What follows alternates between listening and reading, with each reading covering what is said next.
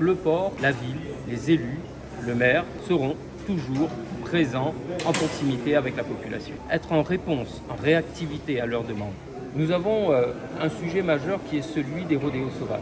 Nous allons engager ce dialogue, cette proximité avec celles et ceux qui aiment la moto, qui malheureusement se mettent en danger ou mettent en danger la population. Dès demain, je rencontre un groupe important de jeunes qui me disent allons discuter, monsieur le maire, parce que nous, on aimerait avoir un espace et c'est un projet que je compte concrétiser en 2024. Nous n'augmentons pas le taux des impôts locaux au port. C'est un choix mûri à travers les différentes discussions que nous avons pu avoir avec la population qui nous a demandé de ne pas agir dans ce sens, et nous l'entendons parce que la situation est très difficile. L'inflation galopante vient fragiliser les porte-monnaies, donc hors de question d'augmenter les impôts locaux. Je reçois des gens tous les jours qui me demandent d'intervenir sur un soutien alimentaire, sur un secours d'urgence. C'est la raison pour laquelle nous augmentons aussi le budget du CCAS qui, en termes de veille sociale, en termes de réponse à l'urgence sociale,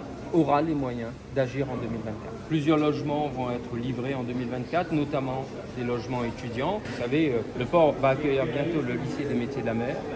Le campus Paul Vergès voit le jour très bientôt. Une nouvelle école d'architecture, une école supérieure d'art qui va du coup avoir beaucoup plus d'espace et donc accueillir plus de jeunes. Il nous faudra bien sûr avoir les réponses pour ces jeunes qui viennent au port dans cette cité étudiante.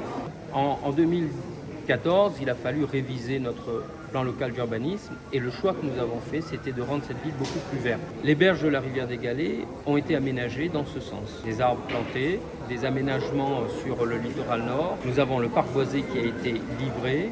Et donc, nous poursuivons cet effort de végétalisation de notre territoire. D'ailleurs, nous avons mis en place un concept qui séduit beaucoup d'autres communes, c'est de ne plus abattre les arbres, mais plutôt de les récupérer, de les replanter. 10 ans, on a remarqué le travail qui a été effectué, c'est la population qui le dit, des routes refaites, des écoles refaites, du mobilier, de la sécurité, une baisse de la délinquance, mais il faut rester vigilant et nous avons dans notre programme livré de nombreux logements et de nombreux autres logements viendront élargir le parc immobilier du port.